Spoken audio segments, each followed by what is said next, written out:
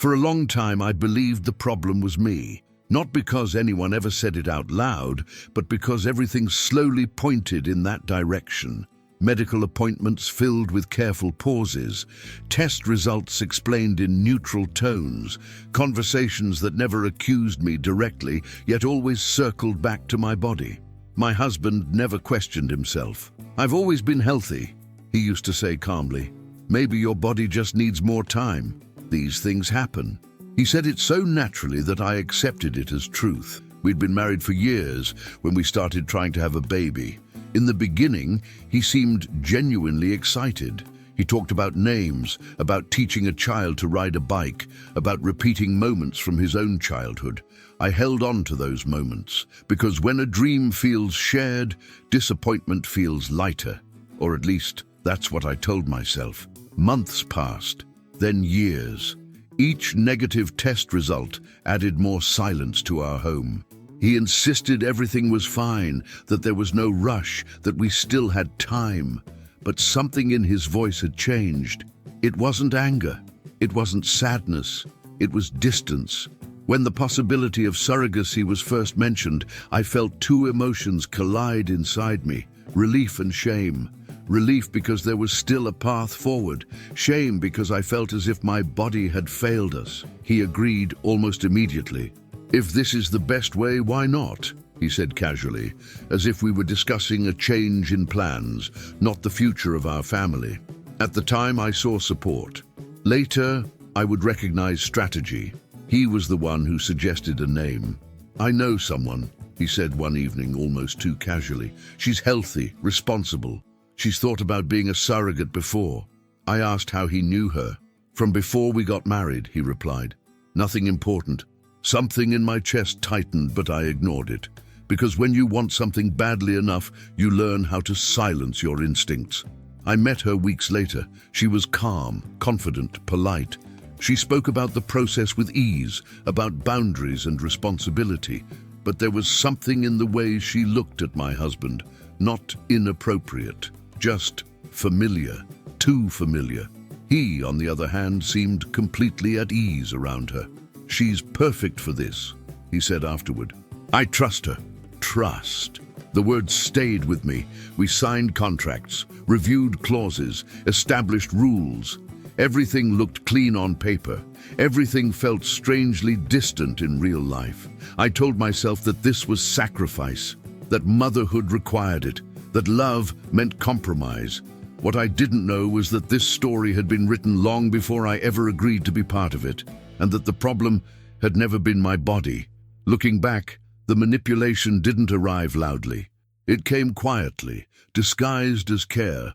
My husband never blamed me directly. He never raised his voice or pointed a finger. Instead, he repeated the same calm reassurance until it became the only explanation available. "I'm fine," he would say. "I've always been healthy. These things usually take time." Every sentence sounded reasonable, supportive even. So when doctors suggested more tests, more monitoring, more patience, I accepted it all without question. The focus always returned to me, my hormones, my cycles, my age. No one insisted on investigating him further, and he never volunteered. He didn't need to. He knew. At home, he played the role perfectly. The patient husband, the understanding partner. The man willing to stand by me no matter what, and slowly I began to internalize the guilt. I apologized for things I couldn't control. I felt embarrassed by my own body. I tried harder, emotionally, physically, as if effort alone could compensate for something I believed was broken inside me. He watched all of it and said nothing. The idea of surrogacy returned more often in our conversations, always presented gently as a solution that spared us further disappointment. "It's not about you," he said one night, holding my hand. "It's about our dream." But something about the way he said it felt rehearsed, as if he'd already made peace with the decision before I ever had. What I didn't understand at the time was why he didn't simply leave. Later, the answer would become painfully clear. Ending our marriage honestly would require courage. It would require him to admit he had already chosen someone else. It would mean facing judgment from family, friends, and himself. Staying, however, allowed him to appear noble.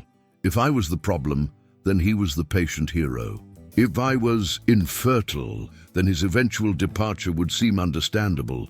If I carried the blame, he could exit without consequence.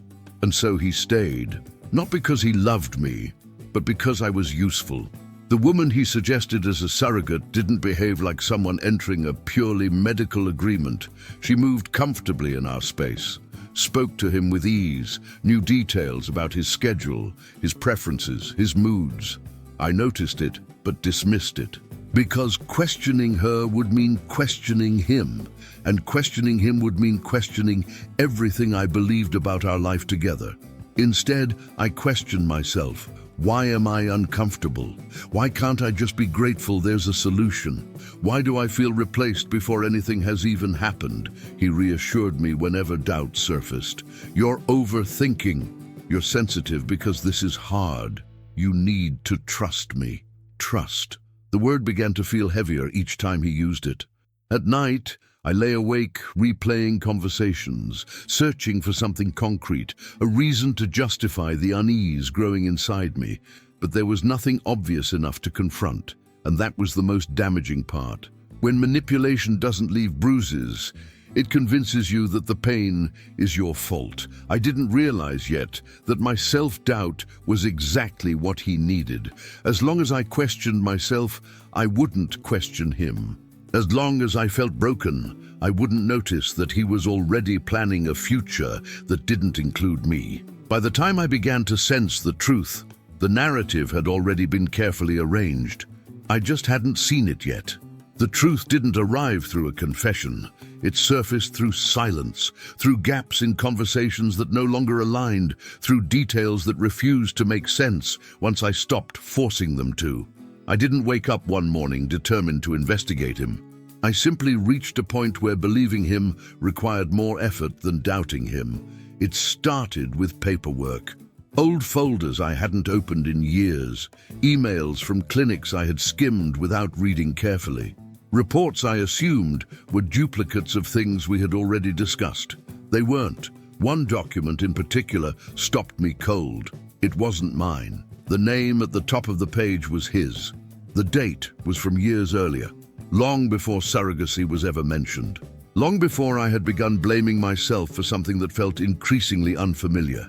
I read it once, then again. The language was technical, cautious, but unmistakable.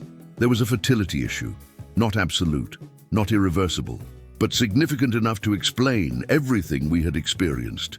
And there, at the bottom of the page, in small print that I had to read 3 times to fully absorb, a recommendation for genetic counseling, a note about limited motility, a prognosis that made natural conception difficult, but not impossible. He had known for years, and he had chosen deliberately to let me carry the weight of our childlessness alone. I sat there, holding the paper, feeling something inside me collapse. Not from pain, but from clarity. He knew, he had always known, and he let me believe the problem was mine. Suddenly, every conversation replayed itself with brutal precision. His calm confidence, his insistence that he was healthy, his willingness to let doctors focus solely on me. His patience, which I had mistaken for love, was actually calculation. This wasn't avoidance, it was strategy. I didn't confront him immediately. Not out of fear, out of need. I needed to understand the full shape of the lie before I touched it, so I kept looking. And that's when I found the messages. Not all of them, just enough. Fragments that didn't belong to a purely medical arrangement. Familiar jokes, emotional check-ins, references to moments that happened outside clinic walls, conversations that predated our marriage by years, references to what we talked about, and when this is finally over, dates that told a story he never wanted me to read. The woman he introduced as a surrogate wasn't a new presence in his life. She wasn't a last-minute solution.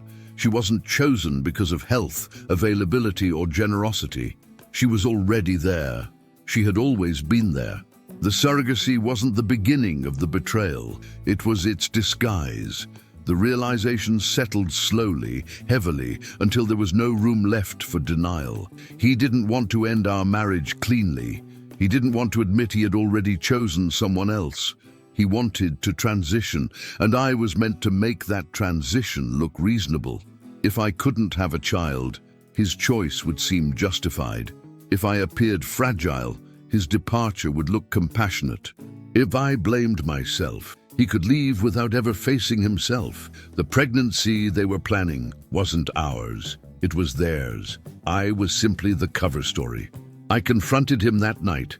I didn't raise my voice. I didn't cry. I placed the document on the table between us. "Why didn't you tell me?" I asked. He stared at it for a long moment before answering.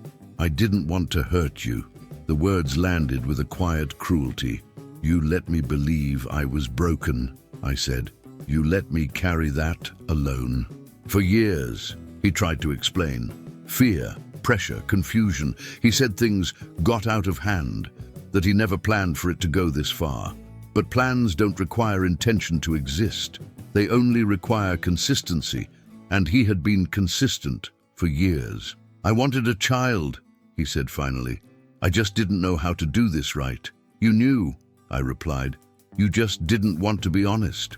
The room fell silent. For the first time, I saw him without the story he'd built around himself. Not as a husband, not as a victim of circumstance, just a man who chose comfort over courage. And in that moment, something essential shifted.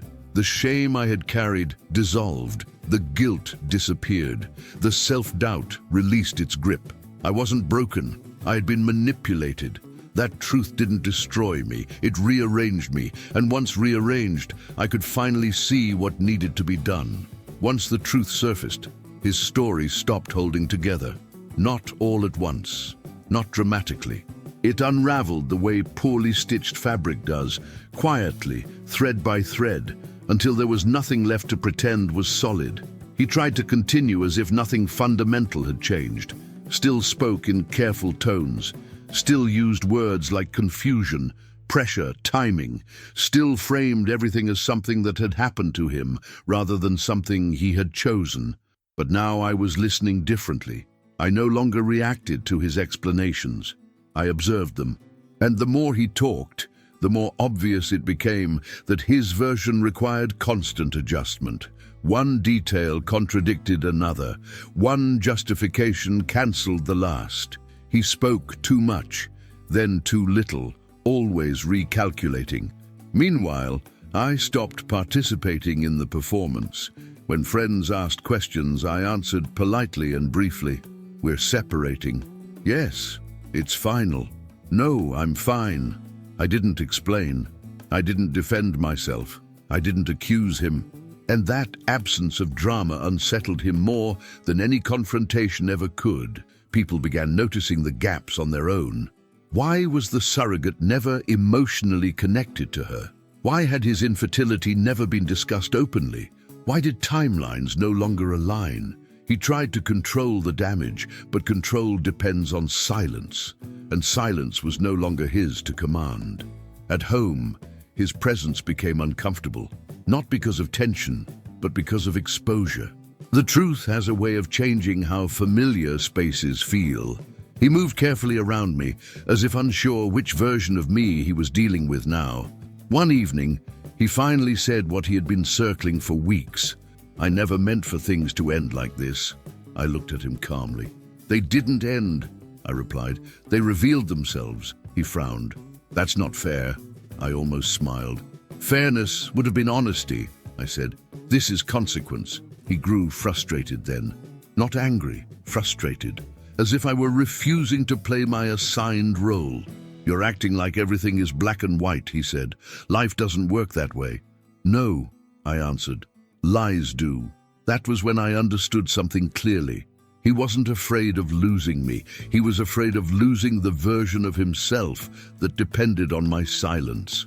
He tried once more to soften the situation, suggesting therapy, time, space. options that would allow him to delay decisions and preserve appearances. I declined, not with hostility, with certainty. "I'm not interested in repairing something that was built on deception," I said. That sentence ended every remaining discussion. From that point on, the dynamic shifted completely. He was no longer steering events. He was reacting to them. I consulted a lawyer quietly, reviewed every document I had signed without question, learned where I stood legally and where he didn't. The more I understood, the calmer I became. Knowledge stripped fear of its power. When I told him I wanted to proceed with the divorce, he didn't argue. He looked almost relieved, as if the responsibility had finally been taken out of his hands. "What do you want to do about the house?" he asked. I answered without hesitation. "I'm keeping it, and you're leaving." The certainty in my voice surprised him. "You're serious?" "I've never been more serious about anything," I said. For the first time, he seemed to grasp that the story had moved beyond him, and that I was no longer asking for permission to write the ending. I didn't plan the moment. There was no speech prepared, no dramatic build-up, no emotional rehearsal. The decision had already been made quietly inside me, and once a decision reaches that place, it doesn't need ceremony. It was a Tuesday afternoon, ordinary, predictable, the kind of day where nothing important is supposed to happen. He was sitting at the kitchen table, scrolling through his phone, wearing that expression he'd perfected over the years. Concerned, thoughtful, almost gentle, the face of a man who wanted to appear reasonable. I poured myself a glass of water and sat across from him. "We need to talk," he said before I could speak. I nodded. "I agree," I replied. "You need to leave." The sentence landed between us with surprising calm. He looked up slowly, as if he'd misheard. "Leave?" he repeated. "Yes," I said, taking a sip of water. "Today would be ideal. Tomorrow morning also works if you prefer to pack overnight." He laughed, a short, uncertain laugh. "You're serious?" "Completely."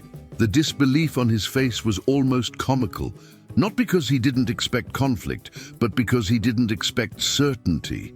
"You can't just throw me out," he said, trying to regain footing. "This is our house." I tilted my head slightly. "It's my house," I corrected. "And you stopped being part of it when you stopped being honest." He opened his mouth to argue, then closed it again. "I think you're acting out of emotion," he said carefully. "We should take time." I smiled. That was the humor of it. Not loud, not cruel, just precise. "You've had years," I replied. "I'm simply not interested in donating more." He stood up, pacing slowly, as if movement alone might shift the outcome. "Where am I supposed to go?" he asked. I shrugged lightly. "I assume you planned that already." That was the moment his composure cracked, just slightly. "You're being cold." "No," I said, "I'm being clear. There's a difference." I stood and walked to the bedroom, pulled a suitcase from the closet, and placed it on the bed. Not aggressively, not theatrically, just efficiently. "I'll give you space," I said. "You can pack what you need." He followed me, silent now, watching as if he were observing someone else's life unfold. "You're really doing this?" he murmured. "Yes." He looked at the room, the house, the life he assumed would always remain accessible, even after betrayal. "You don't want to fight?" he asked. I turned to him.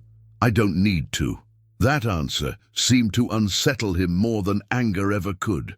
He packed quietly. No slammed drawers, no accusations, just the sound of things being placed into a suitcase with reluctant acceptance. At the door, he hesitated. "I never meant for things to go this far," he said. I met his eyes calmly. "They didn't go far," I replied. "They went exactly where you led them." He left shortly after, dragging the suitcase down the hallway. I closed the door behind him, leaned against it for a moment and exhaled. Not in relief, in recognition. That night, I slept deeply, not because everything was resolved, but because something essential was. I hadn't lost my marriage.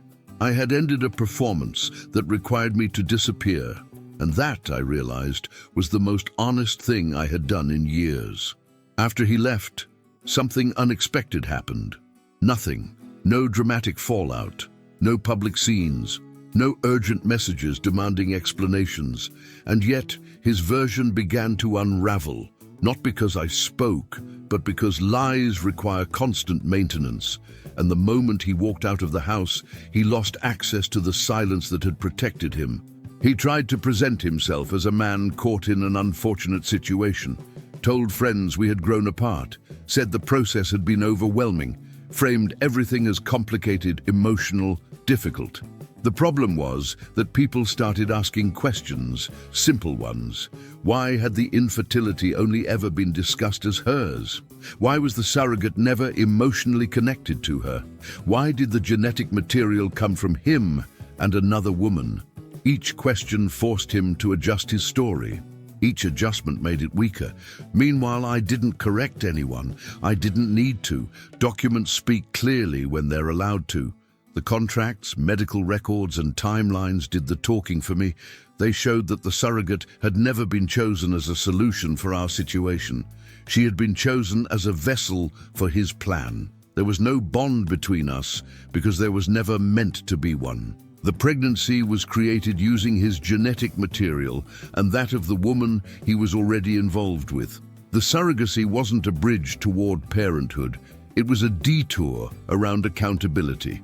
When this became apparent, his carefully managed image started to crack. Not in an explosive way, but in the quiet way reputations usually fall apart. People stopped defending him. Conversations became awkward. Support turned into polite distance. He called me once during this period. "I didn't expect things to be interpreted this way," he said. I paused before answering. "They weren't interpreted," I replied. "They were understood." There was a long silence on the other end of the line. "I never wanted to hurt you," he said again. "That's not true," I answered calmly. "You just didn't want to be the one responsible." He didn't argue. By the time we sat down to finalize the divorce, there was nothing left to negotiate emotionally. The process was clean, almost clinical. No raised voices, no last-minute pleas. At one point, he looked at me and said quietly, "I didn't think you'd walk away like this." I signed the final page, closed the folder, and looked up. "You mistook my patience for permission," I said.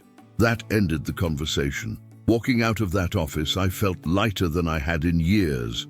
Not because I had won, but because I no longer needed to explain myself. The truth had settled where it needed to. His story didn't collapse because I pushed it. It collapsed because it couldn't stand on its own. After the divorce papers were signed, I didn't feel the urge to celebrate. I also didn't feel broken. What I felt was the need to step away, not from him, but from the life that had been shaped around compromises that were never truly mine. That house held too many echoes, not of arguments, but of quiet adjustments, dreams postponed, desires minimized so they could fit into someone else's version of the future. So I sold it. People called it impulsive, drastic, too much too soon. To me, it was simply honest. I didn't want to repaint walls or rearrange furniture. I wanted to reset the air I was breathing. There had always been a coastal town I dreamed of living in. I talked about it for years. The slower mornings, the sound of the ocean, the feeling that days didn't have to be rushed. He never liked the idea. At the time, I called it a difference in taste. Later, I understood it was a difference in life. 2 months after the divorce, I packed what mattered and left. The first morning there, I woke up without an alarm. I opened the window and let the sea air fill the room. The horizon was wide and quiet, and for the first time in a long while, I felt no urgency to explain myself to anyone. My days found a new rhythm. I worked. I walked along the shore.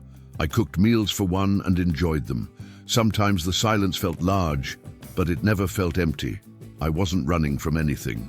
I was finally running toward myself. For 2 years, I stayed on my own, not because I was closed off, but because I was finally complete. I wasn't trying to fill a gap. I was learning how to inhabit my own life fully, without shrinking. Then, without effort or expectation, someone new appeared. His name was Daniel. We met at a community art class I had joined on a whim, something I never would have done in my previous life, where every decision felt measured against someone else's approval. He sat 2 easels away, painting with a kind of focused calm that felt refreshing. No performance, no need to impress, just a man engaged with what he was doing. When the class ended, he smiled at me briefly and left. The following week, he was there again. This time we talked, not about anything profound, just small observations, the way the instructor mixed colors, the difficulty of capturing light on water, how neither of us had any real talent but enjoyed it anyway. His laugh was easy, genuine. There was no pressure in his presence, no hidden expectations, no sense that I needed to be anything other than what I was in that exact moment. Over the following months, we saw each other regularly. Coffee after class, walks along the shore, quiet dinners where conversation flowed without effort. He never asked about my past in a probing way. When I eventually told him, carefully, without drama, he listened, really listened. And when I finished, he didn't offer advice or try to fix anything. He simply said, "That must have been incredibly lonely." It was the most validating thing anyone had ever said to me. Daniel wasn't trying to rescue me. He wasn't filling a void. He was just there, present, honest, kind. And slowly, something I hadn't planned for began to grow. Not the desperate, all-consuming kind of love that demands everything, but the steady, nurturing kind that makes space for both people to exist fully. He had his own life, his own friends, his own dreams, and he never made me responsible for his happiness. That was the difference. For the first time, I wasn't adjusting myself to fit someone else's narrative. I was simply living mine, and he was living his. And somehow, those 2 lives complemented each other beautifully. There was no dramatic declaration, no grand gesture, just a quiet evening when he reached for my hand and said, "I don't know where this is going, but I know I want to find out." I smiled. "So do I." And that was enough. Life didn't announce anything in advance. There were no signs, no warnings, no fear disguised as intuition. Nothing that resembled the anxiety I once carried when everything felt uncertain and conditional. This time, life arrived quietly. It was a morning like any other when I realized my body felt different, slower, calmer, tired in a way that didn't worry me. I laughed at myself, assuming it was just another adjustment to routine, but it wasn't. The test confirmed it in the simplest way possible. I sat on the bathroom floor for a long moment, holding the result in my hands, not in shock, but in recognition. My body knew. It always had. I told Daniel that evening. He was cooking dinner, humming something under his breath, completely unaware that the world was about to shift. "Daniel," I said quietly. He turned, saw my face, and immediately set down the spatula. "What's wrong?" I smiled, and suddenly my eyes were wet. "Nothing's wrong," I said. "I'm pregnant." For a moment he just stood there, processing, and then his face transformed, pure, unfiltered joy. He crossed the room in 2 steps, pulled me into his arms, and held me as if I were the most precious thing in the world. "Are you serious?" he whispered. "Completely." He pulled back just enough to look at me, his eyes searching mine. "Are you happy?" he asked. That question, that single essential question, not "we're going to be parents" or "this is amazing" or any assumption about what I should feel. Just, "Are you happy?" I nodded, tears spilling over. "I'm terrified," I admitted. "But yes, I'm happy." He kissed my forehead. "Then we're going to be okay." At the first appointment, the doctor spent more time looking at the screen than usual. She adjusted the equipment, smiled softly, and then said the words that rearranged everything. "There are 2 heartbeats. 2 twins." Daniel's hand tightened around mine. I looked at him and saw tears in his eyes. "Twins," he repeated as if testing the word. The doctor smiled. 2 healthy heartbeats. Congratulations." The drive home was quiet, but not from fear, from awe. "2, Daniel said again, shaking his head in disbelief. "We're going to have 2 daughters." "We don't know that yet," I laughed. "I know," he said, grinning. "I just know." And somehow he was right. The pregnancy unfolded gently. naturally, without intervention, without fear, without the feeling that something might be taken away at any moment. Daniel was present for everything, every appointment, every milestone, every moment of discomfort or joy. He didn't hover, he didn't try to control, he simply showed up. When I couldn't sleep, he stayed awake with me, reading aloud or just talking about nothing important.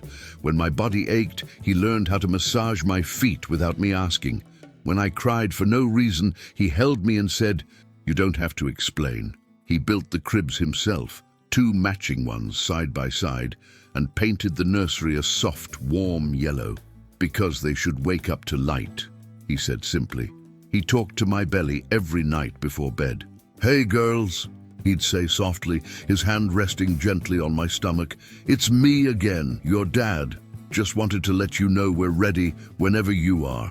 And every time, I felt something settle deeper inside me. This was what love looked like.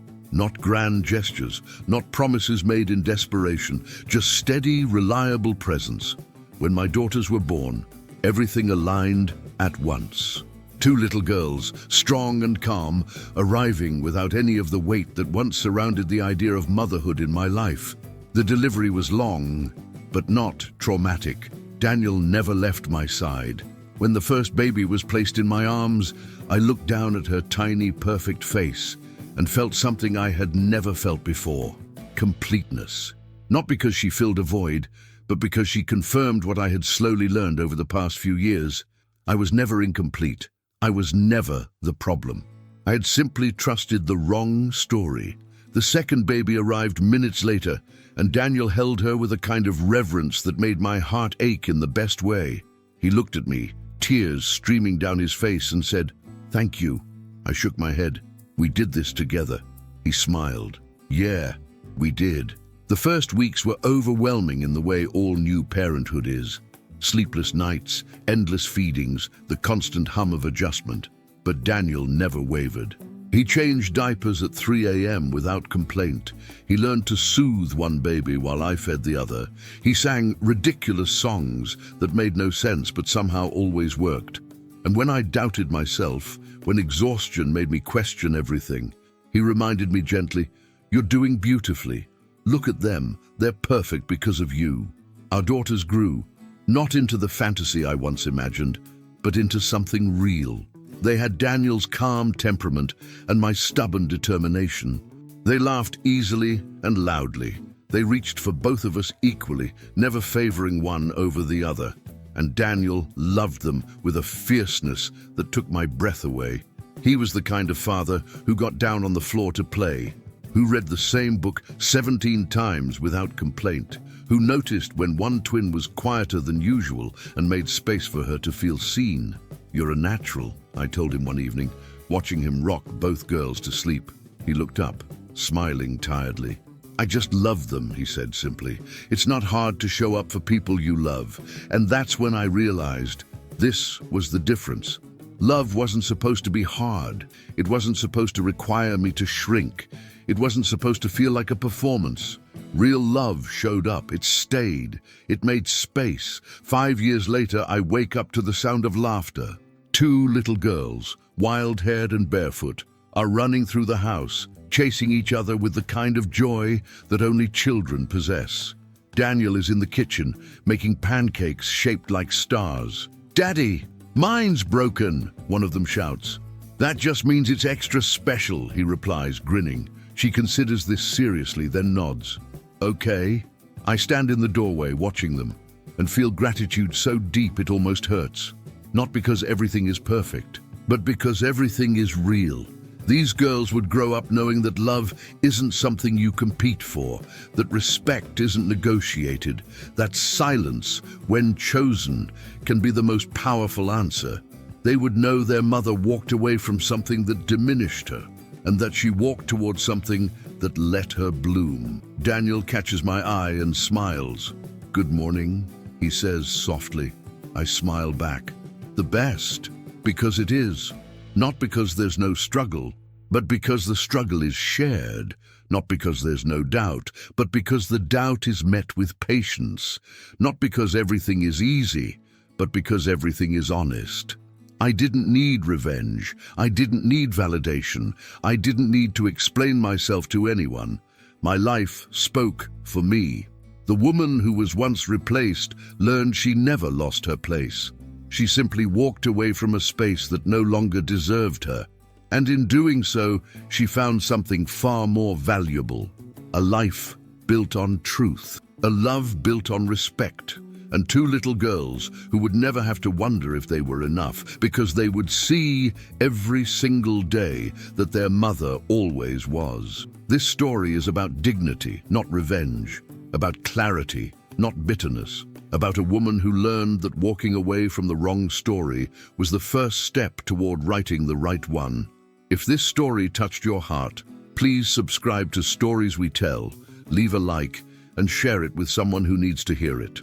Your support helps us keep creating stories about love, forgiveness, and second chances, because stories that touch the heart deserve to be told and remembered. Thank you for being here.